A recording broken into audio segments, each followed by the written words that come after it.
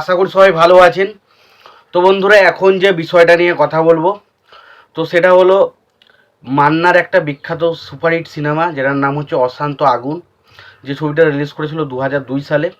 তো সেই ছবিটাকে নিয়ে এখন কথা বলবো। তো তার আগে প্রত্যেকটা বন্ধুকে অনুরোধ করে রাখবো, আপনারা চ্যানেলে নতুন হয়ে থাকলে অবশ্যই আপনারা চ্যানেলটা সাবস্ক্রাইব করে নেবেন।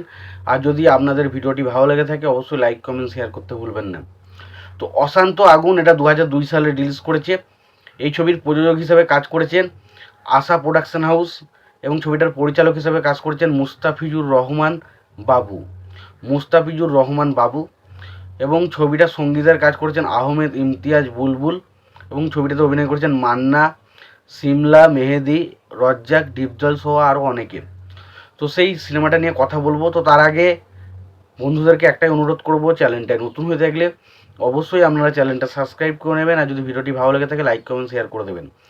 তো সিনেমাটা রিভিউ করার আগে একটা কথা বলে নিতে চাই যে এই সিনেমাটা রিকোয়েস্ট আমাকে করেছে আমার একজন সাবস্ক্রাইবার বন্ধু, এবং সে প্রতিনিয়ত আমাকে একটা করে সিনেমা রিকোয়েস্ট করে এবং সেই সিনেমাগুলোকে আমি প্রতিদিন রিভিউ করার চেষ্টা করি, দেখি।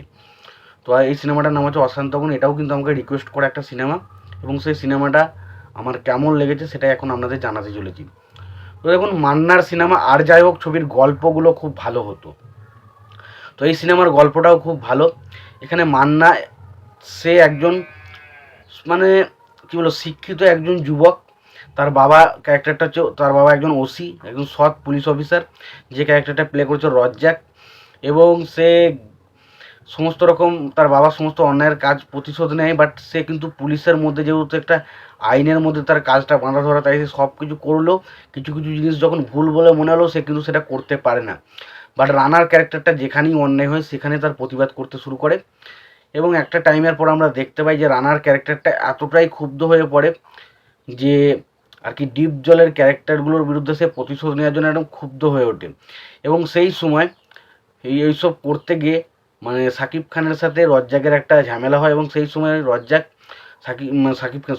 সাকিব খান বললাম, ভুল মান্নার সাথে রজ্জাক একটা সমস্যার সৃষ্টি, এবং মান্নাকে তখন বাড়ি থেকে তাড়িয়ে দেওয়া হয়। এবং সে তখন বাড়ি ছেড়ে চলে আসার পর হঠাৎ সে জানতে পারে যে তার বাবাকে প্ল্যানিং করে কিছু মানুষজন খুন করার চেষ্টা করেছে, এবং যার ফলে সে তার বাবাকে যা হোক করে আটকে রাখে, এবং সেখানে সে গিয়ে পৌঁছায়, এবং সেখানে গিয়ে গুলির আঘাতে এবং কিছু মানুষের আঘাতের ফলে সে স্মৃতিশক্তি হারিয়ে ফেলে, এবং সে হঠাৎ করেই একজন মানে সাধারণ মানুষের যে একটা রবিনহুড হিসাবে যে ক্যারেক্টারটা প্লে করছিল, হঠাৎ করে সে সাধারণ মানুষদের উপর বা বিভিন্ন মানুষের উপর অত্যাচার করা শুরু করে, এবং তার বাবা মা বোন প্রত্যেকের প্রতি এমনভাবে একটা নৃশংস আচরণ করতে শুরু করে, সে শান্ত থেকে হঠাৎই অশান্ত আগুনে পরিণত হয়, এবং প্রায় প্রত্যেকে তার বিরোধী হয়ে পড়ে। সাধারণ মানুষ থেকে শুরু করে পুলিশ প্রত্যেকে তার পেছনে পড়ে যায়, এবং তারপর হঠাৎ করে তার আবারও গুলি লাগে এবং সে আবারও নিজের আগের অবস্থায় ফিরে আসে। যখন সে ফিরে আসে তখন সে কীভাবে সেই সমস্ত বিষয়টার সমাধান করে এবং শেষ পর্যন্ত তার কী হয় সেটা জানতে সিনেমাটা দেখতে হবে, যেটার নাম হচ্ছে অশান্ত আগুন। তো এখানে দেখুন, আমি এখানে বারবার করে বলছি, রজ্জাক বলি বা এখানে মান্নার ক্যারেক্টারটা বলি, তারা তাদের জায়গায় যথেষ্ট ভালো কাজ করেছে। পাশাপাশি এখানে মান্নারতে হিরোইনটা যে রয়েছে সেও কিন্তু এই ছবিতে ভালো কাজ করেছে।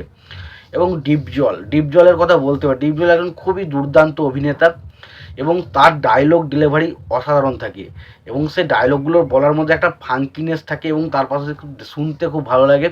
তো এই ছবির মধ্যেও ডায়লগটা যে তোকে মেরে আমি খুশ করে দেবো, এরকম যে ডায়লগগুলো বলে ওই ব্যাপারগুলো তার মধ্যে থেকে আসে। তো সত্যি বলতে বলতে আমার সিনেমাটা বেশ ইন্টারেস্টিং লেগেছে। সিনেমার গান অতটা আহামরি কিছু লাগেনি, তবে ছবিটার গল্পটা খুব ভালো, ছবিটা আপনাকে খুব এঙ্গেজ করে রাখতে পারবে। তো ছবিটা যদি আপনারা না দেখে থাকেন অবশ্যই ছবিটা একবার দেখুন। আর ছবিটা যদি দেখে থাকেন আপনাদের ছবিটা কেমন লেগেছে জানাতে ভুলবেন না। ভিডিওটি ভালো লেগে থাকলে লাইক কমেন্ট শেয়ার করে দেবেন।